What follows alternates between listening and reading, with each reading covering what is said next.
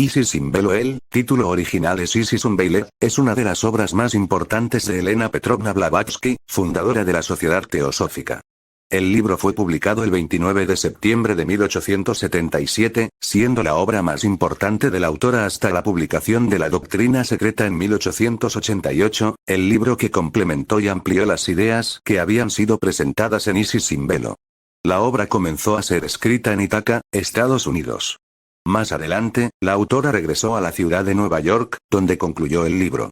Isis sin Velo es una extensa exposición de ideas de teosofía, de la que Blavatsky era una de las divulgadoras principales. Según la propia Blavatsky, no era ella la autora del libro, sino que fue escrita por inspiración de los Mahatmas, sus instructores del Tíbet, usando un proceso llamado Tulku, que no es un proceso mediúnico. El libro describe historia, y el desarrollo de las ciencias ocultas, la naturaleza y el origen de la magia, las raíces del cristianismo. También describe, según su autora, los errores de la teología del cristianismo y los errores establecidos por la ciencia ortodoxa. Se compone de 2 volúmenes, el primero centrado sobre ciencias, y el segundo en la religión. Los 2 volúmenes apoyan la idea del espiritualismo, y gran parte del contenido teosofiza de acuerdo con él. El volumen sobre ciencias, trata de mostrar cómo la ciencia puede llegar a ser tan dogmática como la religión, y traicionar su propio método científico, negando lo espiritual sin pruebas científicas definitivas.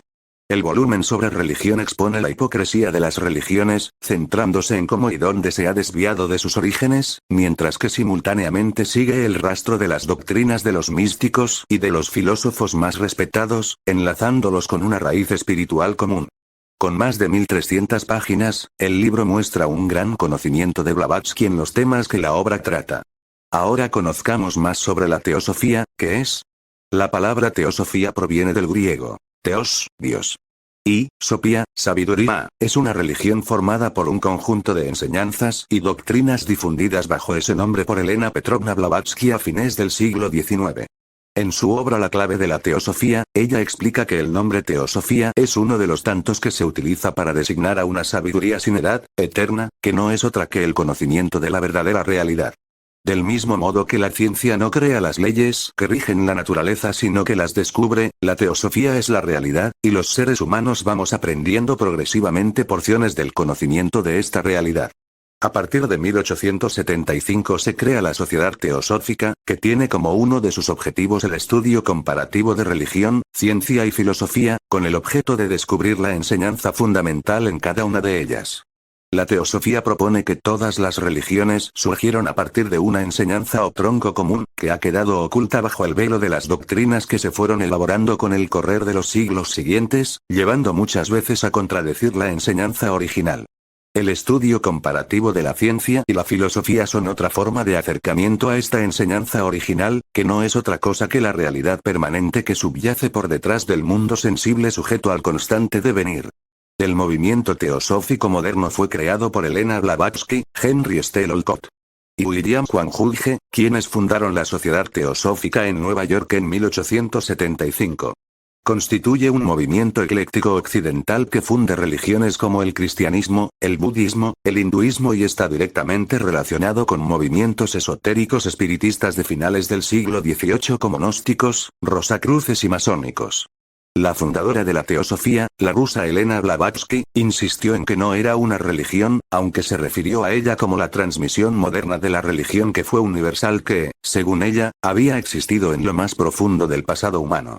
Las organizaciones teosóficas sostienen que la teosofía no debe ser calificada como una religión, sino que la consideran un sistema que abarca lo que consideran la verdad esencial que subyace a la religión, la filosofía y la ciencia. Como resultado, los grupos teosóficos permiten a sus miembros mantener otras identificaciones religiosas, lo que resulta en teósofos que también se identifican como cristianos, budistas o hindúes. Investigadores de la religión que han estudiado la teosofía la han caracterizado como una religión. En su historia del movimiento teosófico, Bruce F. Campbell señaló que la teosofía promovía una visión religiosa del mundo utilizando términos explícitamente religiosos y que sus principios centrales no son hechos inequívocos, sino que se basan en la fe.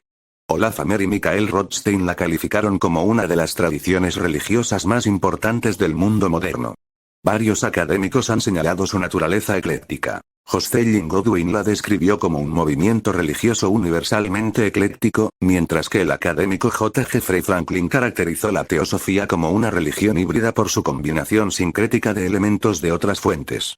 Más concretamente, la teosofía también ha sido catalogada como un movimiento religioso de la nueva era. Diversos académicos también han clasificado la teosofía como una forma de esoterismo occidental. Campbell, por ejemplo, se refirió a ella como una tradición religiosa esotérica, mientras que la historiadora Joy Dixon la llamó religión esotérica. Más concretamente, se considera una forma de ocultismo. Junto con otros grupos como la Orden Hermética de la Aurora Dorada, la Sociedad Teosófica se ha considerado parte de un renacimiento ocultista que tuvo lugar en los países occidentales a finales del siglo XIX. El historiador de la religión Wouter Negraath señaló que la teosofía ayudó a establecer los fundamentos esenciales de gran parte del esoterismo del siglo XX. Aunque la teosofía se basa en creencias religiosas indias, el sociólogo de la religión Christopher Partridge observó que la teosofía es fundamentalmente occidental. Es decir, la teosofía no es un pensamiento oriental en Occidente, sino un pensamiento occidental con sabor oriental. El cuerpo fundamental de la teosofía moderna es la obra de H. P. Blavatsky, La doctrina secreta. El texto se trata en su mayor parte de comentarios sobre las estancias de Dhyan, en el que la autora va aportando material comparativo de fuentes religiosas varias, bíblicas, mesopotámicas, orientales, etc. En 1983 el tibetólogo David Reilly relacionó a las estancias de Dhyan con los libros secretos de Kyute que en la actualidad han sido positivamente identificados con los textos tántricos budistas y que los estudiosos de fines del siglo XIX también atribuían a la imaginación de Elena Blavatsky. A diferencia de otros movimientos catalogados de forma similar, las obras de Blavatsky no tienen un corpus rígido, sino que se presentan como la síntesis final y evolución lógica de cuantos movimientos religiosos y ocultistas han existido a lo largo de la historia. Su pretensión es explicar la evolución cósmica, planetaria y humana, fundiendo en un todo armonioso la religión, ciencia y filosofía. El universo entero constituye una unidad, por lo que la separación que existe entre los seres que lo integran es una mera apariencia, una construcción de nuestra mente, una ilusión. Formando todos esta unidad, no tienen objeto las luchas y conflictos entre los seres humanos y la naturaleza, pues sería como entrar en conflicto con uno mismo. Los teósofos mantienen que hay un cuerpo de verdad que constituye la base de todas las religiones. La teosofía cristiana es un término usado para designar el conocimiento de Dios y de Jesús obtenido a través de la intuición. La teosofía tiene un lado doctrinario y un lado eminentemente práctico, ya que la vida del teósofo debería ajustarse en la mayor medida posible a la doctrina que sostiene. Los valores que rigen la vida que idealmente tiene que llevar están relacionados fundamentalmente con una vida altruista, orientada al servicio hacia los demás. La acción desinteresada, la consideración del otro como un sujeto y no como medio, el manejo del propio egoísmo, son ejemplos de valores que la teosofía fomenta. En uno de sus libros llamado La escala de oro formulada por H. P. Blavatsky sintetiza estos conceptos.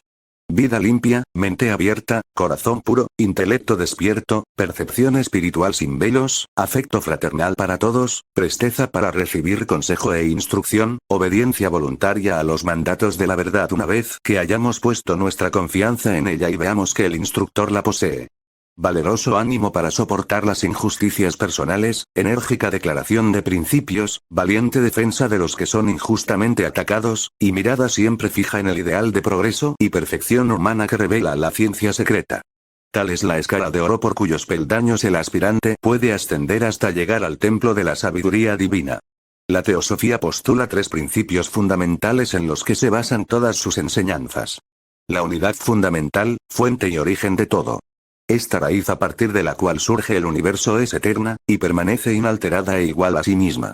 Por contrapartida, el universo manifestado está sujeto al cambio, por lo que su existencia depende de esta unidad fundamental.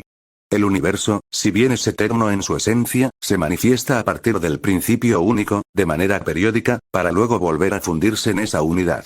Esta ley de ciclos de manifestación y vuelta a la unidad es conocida como ley de necesidad o karma, pues cada ciclo es consecuencia del precedente y causa del siguiente. Este proceso no tiene principio ni fin. El alma humana es una con este principio universal. Se desprende como una chispa de la llama durante el proceso de manifestación, para volver a fundirse en ella al final del mismo. Sin embargo, la chispa siempre conserva un hilo con la llama, el desprendimiento no es total, y la fusión tampoco es absoluta al final de periodo, pues el alma humana no deja de compartir la esencia con el alma universal y también constituye el punto de partida para las manifestaciones futuras. Los 5 símbolos más destacados en el sello de la Sociedad Teosófica son los 2 triángulos entrelazados, también llamados sello de Salomón. El Ankh, también llamada cruz ansata, utilizada especialmente en el antiguo Egipto. La esvástica, símbolo antiguo que fue adoptado por los budistas en los primeros siglos de la era cristiana. El Ouroboros, serpiente mordiéndose la cola que fue utilizada en numerosas mitologías antiguas, entre las que figuran la griega, la egipcia, la china, y la azteca. Encima del sello está el Aumo, palabra sagrada, véase Om. Alrededor del mismo se encuentra el lema: no hay religión más elevada que la verdad. Blavatsky fue hija de Peter Bonan, un coronel de origen alemán establecido en Rusia, y de Elena de Fadeyev, hija de una familia de la nobleza rusa, que trabajó como novelista. Por parte materna, era nieta de la princesa Elena Dolgorukov, botánica y escritora. Después de la prematura muerte de su madre en 1842, Elena creció bajo los cuidados de sus abuelas en Saratov, donde su abuelo se desempeñaba como gobernador. Elena mostró talento como pianista y, según testimonios de algunos contemporáneos suyos, estaba dotada de ciertos poderes psíquicos o sobrenaturales. Desde muy pronto se mostró interesada en el esoterismo, y leyó algunas obras de la biblioteca personal de su bisabuelo, que había sido iniciado en la masonería a finales del siglo XVIII. Según cuenta ella, inició una serie de viajes por diversos países, tales como Egipto, Turquía y Grecia, entre otros. En algunos de estos viajes, estuvo acompañada por Albert Rawson, un explorador naturalista de los Estados Unidos también interesado en el esoterismo y que era miembro de la masonería. Según los testigos de la época, Blavatsky trabajó incesantemente en sus proyectos. El volumen de su trabajo se puede considerar en la obra La Doctrina Secreta. En esta incluye 2000 citas, con indicaciones de páginas y de autores. Otro ejemplo de su trabajo y dedicación extensos es el libro Isis sin velo, con más de 1300 páginas. Madame Blavatsky explicó que escribió tanto Isis sin velo como La Doctrina Secreta con la ayuda de los Mahatmas, y que algunas veces le transfirieron sus conciencias a su cuerpo físico, en un proceso llamado Tulku.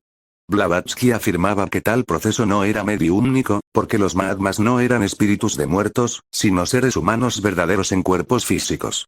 Según ella, algunas descripciones y citas le fueron mostradas por ellos a través de la luz astral. Otras veces, mientras dormía. Según su versión, páginas enteras fueron precipitadas en su propia letra, o las cartas de los maestros se materializaban en el papel. Estas afirmaciones contribuirían fuertemente al hecho de que Blavatsky fuera tomada como impostora. Por otra parte, sus críticos la acusan de racismo, particularmente cuando Blavatsky menciona a algunos grupos étnicos como los aborígenes australianos, por ejemplo, como pertenecientes a una raza inferior, puesto que los identifica como un cruce atlanto-lemuriano. Con respecto a los semitas, particularmente los árabes, dijo que eran espiritualmente degenerados. Esto es tal vez un error de interpretación y de traducción desde el idioma inglés. En La Doctrina Secreta, tomo 2 en inglés. Ella hace referencia al idioma árabe y hebreo que se habían vuelto materialistas, dejando de mostrar fácilmente la esencia de las cosas, tal como lo expresa el sánscrito del que derivan. Sucesión y testamento. Editar. Elena Blavatsky falleció en Londres en 1891. Su cuerpo fue incinerado y 1/3 de sus cenizas quedaron en Europa, 1/3 en los Estados Unidos, llevadas por William Juan Judge, y el tercio restante se encuentra en la sede internacional de la Sociedad Teosófica, depositadas dentro de una estatua hecha en su memoria. Después de la muerte de Blavatsky y la de Henry Stell Olcott, la dirección de la Sociedad Teosófica fue entregada a su secretaria Annie Besant, quien ya había logrado con sus audacias crear un importante cisma que produjo la partida de William Juan Judge, quien fue acosado y perseguido por los seguidores de Besant.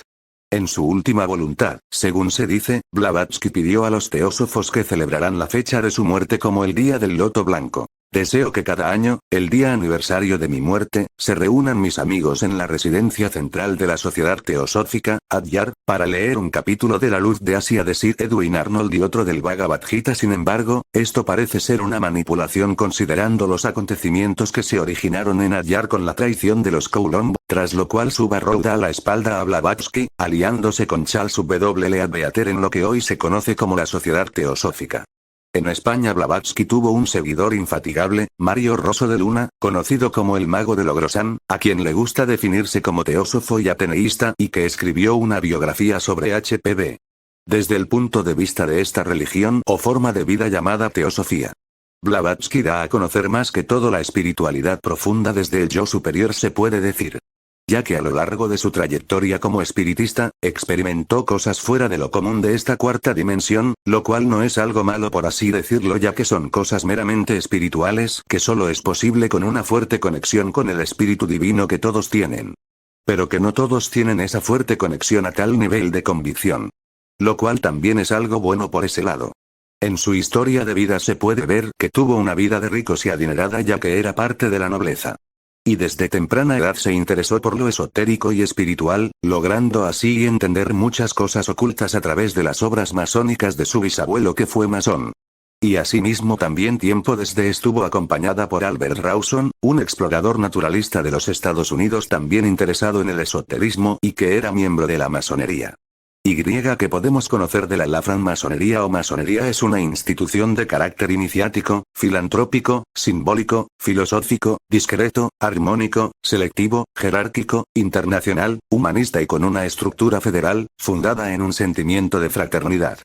Afirma tener como objetivo la búsqueda de la verdad, el estudio filosófico de la conducta humana, de las ciencias y de las artes y el fomento del desarrollo social y moral del ser humano, orientándolo hacia su evolución personal, además del progreso social, y ejemplifica sus enseñanzas con símbolos y alegorías tradicionales tomadas de la albañilería y la cantería, más específicamente del arte real de la construcción, es decir, de los constructores de las catedrales medievales. Y a simple vista todas estas denominaciones sobre la masonería aparentemente buenas. Se podría decir que son buenas cosas. Sin embargo son estos los masones los que conforman y son parte de este sistema, formado igualmente por las 13 familias que al igual que ellos son masones y subordinados del mismo Lucifer o Satanás. Como se menciona claramente que cuando Blavatsky llegó a Londres, las actividades de los teosofistas se habían intensificado y establecido según las enseñanzas de su fundadora. En Inglaterra nació la revista llamada Lucifer. Que del latín Lucifer, es portador de la luz, aplicado al planeta Venus, desde luego. En la tradición cristiana, Lucifer como sinónimo de lucero, Isaías 14:12, representa al ángel caído, ejemplo de belleza e inteligencia a quien la soberbia le hizo perder su posición en los cielos, transformándose en Satanás. Como se puede ver, la élite lo denomina como ejemplo de belleza e inteligencia. Lo cual se podría deducir o esperar que Lucifer ahora trata de ser o hacerse sabio, mostrando su aparente sabiduría esotérica como algo bueno, a través de la masonería o los masones, como vienen a ser también las obras y escritos de Blavatsky. Que en sí también aparte de ver fragmentos de la masonería en sus obras, también intenta mezclar los hechos y acontecimientos bíblicos, así mezclando la masonería enseñanza esotérica que también es espiritual con la enseñanza de Yahshua o de Dios mismo. En otras palabras se podría ver que ha mezclado la enseñanza de Lucifer con la de Dios. Lo cual son hechos que se puede entender atando cabos, como se puede ver en este video. Sin embargo la enseñanza esotérica y espiritista son espirituales las cuales vienen en sí por naturaleza de los seres 100% espirituales. Como son de ángeles, arcángeles o querubines. Y no se puede decir que tales conocimientos sean malos, viniendo meramente de los que pertenecen al reino de Dios o de Yahweh Elohim que es Dios H su nombre Yahweh en hebreo. Pero, si estas enseñanzas o conocimientos vienen de la mente o mano de Lucifer a través de los masones o la masonería. Ahí es donde uno se pone a pensar. Ya que podemos ver también que Lucifer o Satanás da a entender esos conocimientos a los que a él le sirven y le venden su alma. Y así por consiguiente Lucifer a cambio les da riquezas y todo tipo de cosas materiales. Entonces que se podemos entender que tales conocimientos elevados o espirituales son buenos o malos dependiendo del ser que los proporcione. Y hablando de estos conocimientos esotéricos y espirituales. Solo por el momento al parecer solo por el momento le competen a los seres 100% espirituales como son los ángeles, arcángeles o querubines. Entonces se puede decir que por el momento tales conocimientos solo le competen a ellos. Ya que como está escrito en 1 de Corintios. 1 Corintios 15. 53, 55, 53, porque es necesario que esto corruptible se vista de incorrupción, y esto mortal se vista de inmortalidad. 54 Y cuando esto corruptible se haya vestido de incorrupción, y esto mortal se haya vestido de inmortalidad, entonces se cumplirá la palabra que está escrita. Sorbida es la muerte en victoria. 55 ¿Dónde está, oh muerte, tu aguijón? ¿Dónde, oh sepulcro, tu victoria? Es ahí. El punto donde ya seremos humanos mortales. Si no seremos seres espirituales puros, justos. Y ahí es donde tales conocimientos meramente espirituales llegaremos ese entender, pero no desde la mano de Lucifer el maligno. Sino desde la mano de Dios. Es bueno. Y entendiendo esto. Por otro lado está claro también que un ser humano mortal también puede llegar a entender tales conocimientos espirituales. Pero desde luego en estos tiempos actuales, aquello es casi imposible y menos aún de llevar a la práctica. Es difícil sí. Pero no imposible.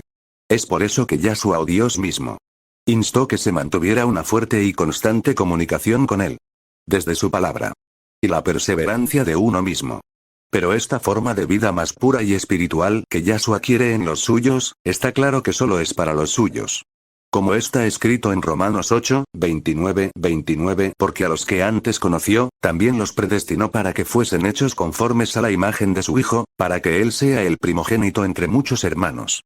¿Cómo se puede entender que esta forma de vida espiritual que Él quiere para la humanidad es solo para los que ya había predestinado? Es simple de ver esto. Ya que no todos en este mundo o sistema aparentemente bueno viven de una forma espiritual o justa como Dios instruyó que se viviera. Es por eso está la verdad en Romanos 8, 29. En fin. También puedes suscribirte al canal gratuitamente para más información. Como también puedes activar la campana de notificaciones para recibir la notificación cuando suba un nuevo video. También puedes dejar un like al video para apoyar al canal. También puedes dejar un comentario con respecto al tema tratado.